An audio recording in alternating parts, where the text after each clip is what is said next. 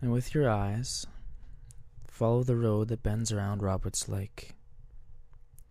Last year I rode it twice a day, to and from school. 45 minutes to the basement room I rented from Jason and Pieta. In early fall, Roberts Lake is dry and white from a summer of scorching.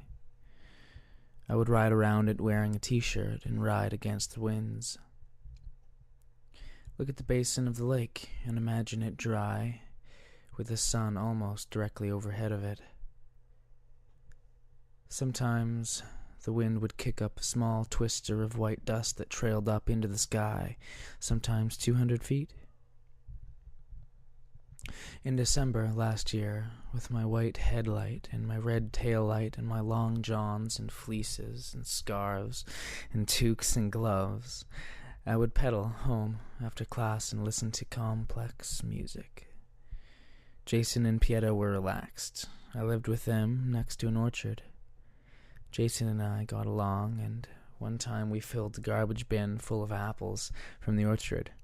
I'll show you where Ellison is later. Now remove your clothes and while flailing and screaming, sprint with only your headphones on into the field with the horses. Just kidding. Don't do that. But you can turn around and face the university. Is there a plane coming in for a landing? Is it white with a blue and green tail? WestJet flies 737s. 600 and 700 series planes to the airport that is in the valley by UBC Okanagan. The flight path is directly between my university and where I lived in the fall and winter of 2007 in Ellison. Then I had no idea that in the summer that has just passed us, I would lay in the cold underbellies of the planes that flew overhead every day at 10, 1, 3, and 7:30. The very cargo compartments I would learn to curse and sweat in came through the air of the valley held up by engines and fuel tanks that held 30,000 liters of 110-octane jet fuel. Look and see if you can guess what flight path those planes take. See if you can glimpse the squares on the right side of the plane that I used to climb in when I worked at the International Airport in Vancouver.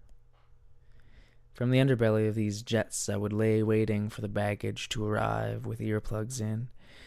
You can start walking back, slowly the way you've come, towards the seat you started in at the atrium.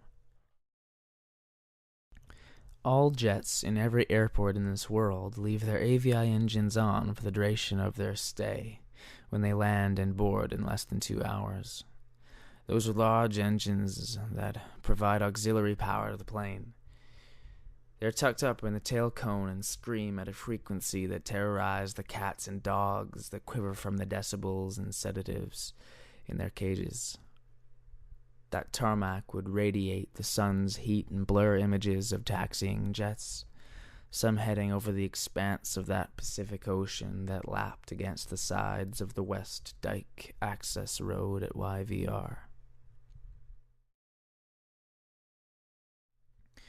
When I travel or move, I pack an old white Nissan van to the brim, hold on tight, and hope it doesn't break down. That van has carried me through my childhood, and it rests outside of each new place I live here in Kelowna. It's been outside of the houses I've lived in for a long time. When I was 12, I would be stuck up in the band room and left all alone to myself and my guitar. Charts and chords, traveling and gigs.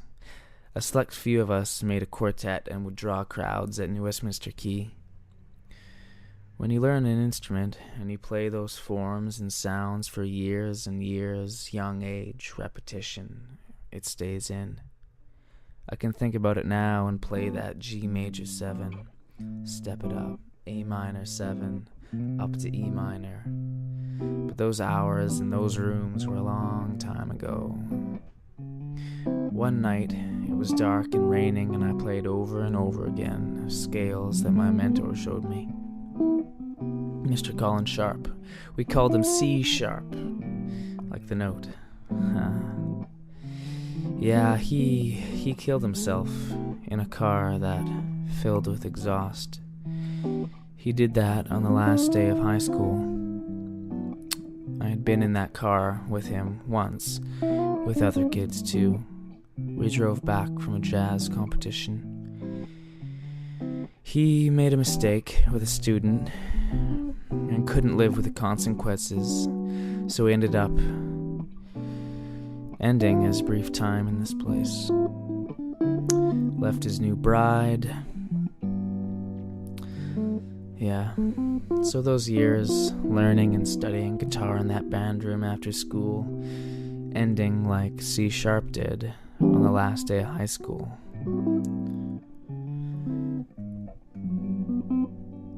My mom used to pick me up in the white van in the winter with those rainy Vancouver streets under the sound of the windshield wipers, strangely soothing and reliable.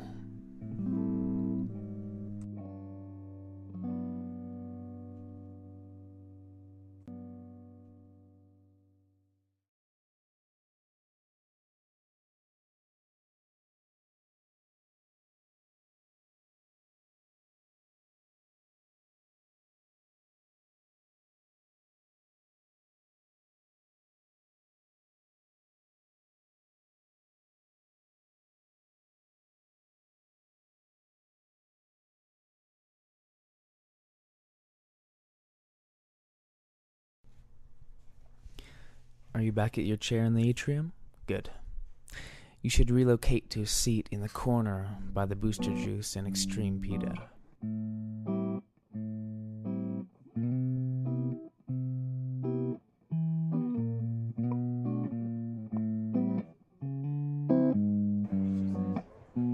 Is there a lineup? Do people have money burning a hole in their pockets? I work at that smoothie place. Short shifts. Pays the bills, kind of. These food cards the students have, many of them live on campus, have thousands of dollars on them, and that makes it easy for them to come every day. That's like more than $1,000 in 1 year of university spent at a smoothie place.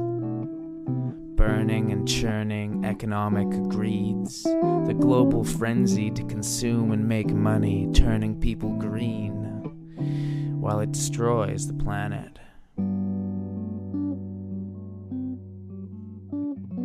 This process of carbon consumption and corporate growth is changing the environment on the planet.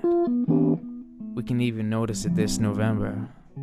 Place gets warmer, seas get warmer, hurricanes speed off the Sahara as wind and churn and vortexes getting bigger and bigger.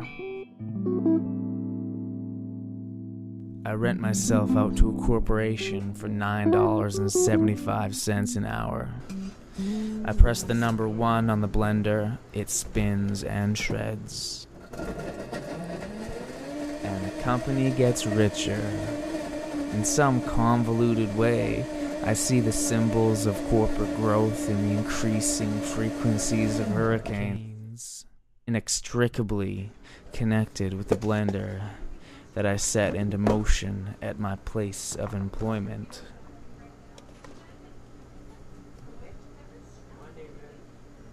I quickly stand up and proceed up the stairs in front of the smoothie kiosk in the arts building.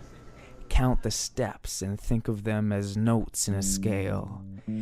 Keep in time to the notes that young me played years and years ago. How many steps at the first landing? Keep going up. Is there someone traveling down the steps? There'll be a descending scale over top of your feet, the ascending scale. Imagine a jazz cymbal and smile as the music sends shivers of energy down your legs.